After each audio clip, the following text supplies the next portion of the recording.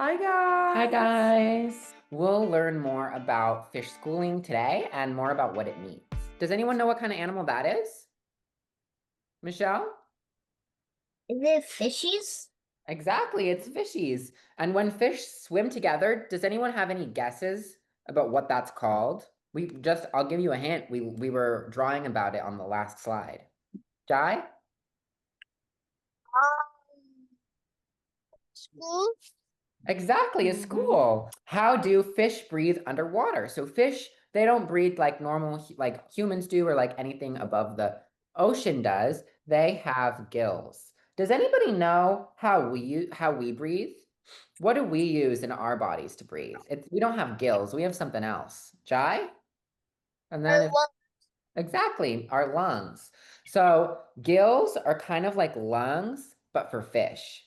And the way that it works is the fish open their mouth and the water passes through their gills, and the gills take the oxygen out of the water. And they're able to take the oxygen out of the water and keep it for the fish, and then the fish throw up the water outside of their mouth. And they use Earth's magnetic field to sense where they are. So that kind of helps them with their proprioception to sense where they are using Earth's magnetic field. when you're at a mountain, then then then it's telling you what direction you're supposed to go. Exactly. A lot of hikers use it when they're hiking mountains. So that's a good example. I have a question. Um, why do the fish have to migrate? Like, can't they just like stay? Like, Uh, why do they have to migrate like their whole lives and then just like come back and lay eggs? They migrate to go find food. So there's not enough food for them in that river because there's thousands and thousands of them. So they migrate out to the ocean where there's more food to find.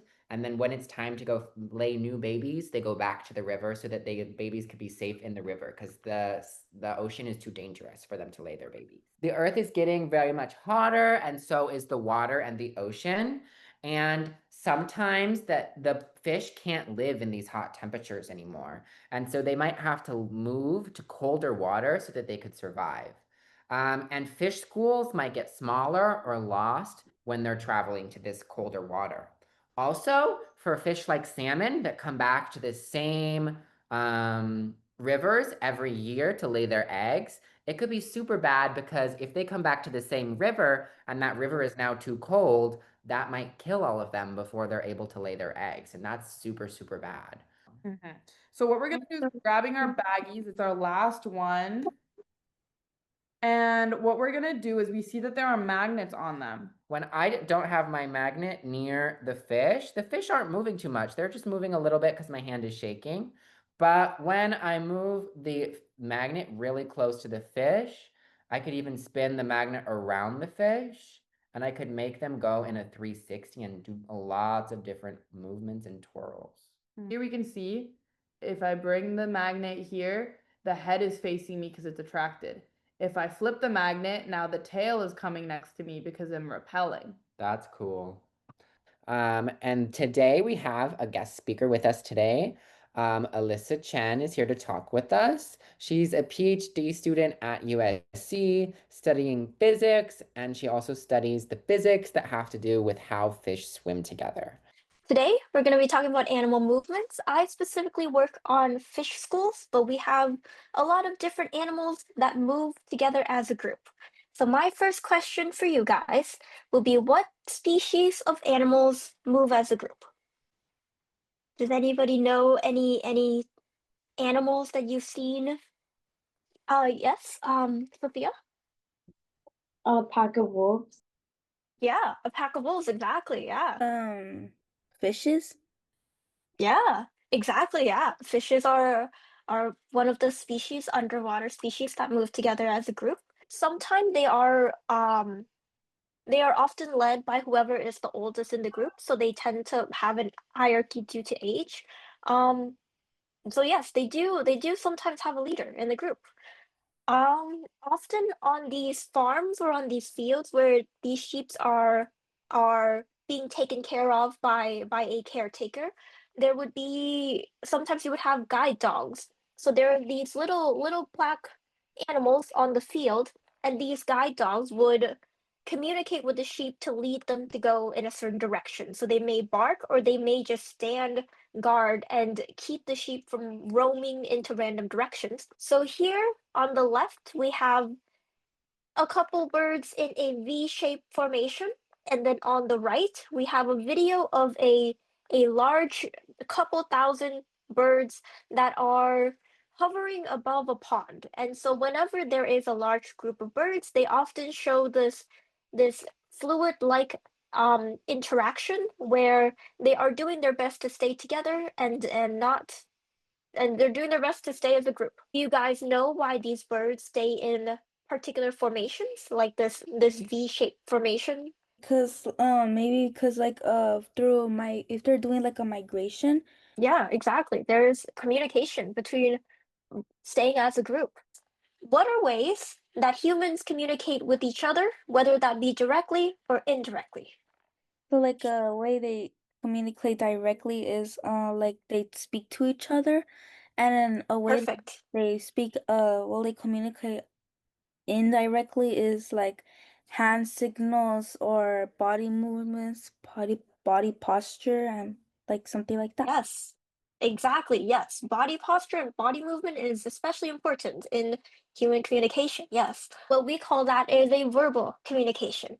So, talking between two people, simply telling somebody that you want to go somewhere or you want to do something, that is a formal verbal communication that you guys have said.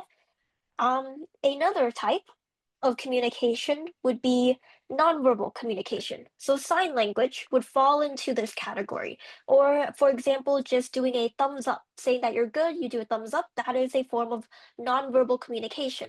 Every time you guys raise your hand in order to say something is a type of nonverbal communication. Just moving in a circle around a center as a unit. We are able to model this behavior. So on the right is the video of a real fish. On the left is a simulation. Simply by changing or turning the knob on these radius of the zones that we are able to observe different fish behaviors. We don't change anything in the model. We just change the distance of where you say your friend is in what area, and we are able to see different types of fish movement. That is the core of my work, where I model different fish behavior by changing these values and changing the radius of the model. For example, the fish there are so many fish that not all fish can see the shark. However, by simply responding to your neighbors who are able to see the shark, other individuals are able to avoid this predator and move as a unit. And so this is my work. We are doing modeling based on fish movement. I have a question. Um, Mhm. like if a pack of like any animal, like a bird or like a fish, they lose track of their group and like they get lost. Is there like a way that like those animals or people could like find like their group back without like using help from them? That's a good question. Um, I believe they would operate in the same way where if you were to get lost, if suppose you go to the grocery store with your parents and you were to get lost, you might have some instinct of like here is the exit or here's the cashier and my parent is most likely there. But other than that information, if no one else helps you, you might not be able to find the person. But I think schooling ethnology is where like a pack of animals or people like are a group and like they communicate with each other so like they know what to do. So like for example, like fish, like what's it called? You might like see a school of fish. So like those fish communicate with each other to find like food or like a place to stay for the night so they could sleep. Okay, exactly. So then that's true. They communicate in a lot of different ways. So most of the communication is nonverbal. First the earth, then this red thing is from the earth. And I think it's magnetic or something. Magnetic, yeah.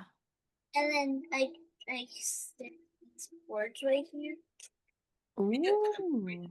Ooh. Lots of arrows. What are those arrows at the bottom? Decoration.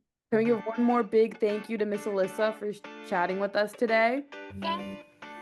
Thank you. Thank you. Thank you. Bye-bye, guys. We'll see you on Monday.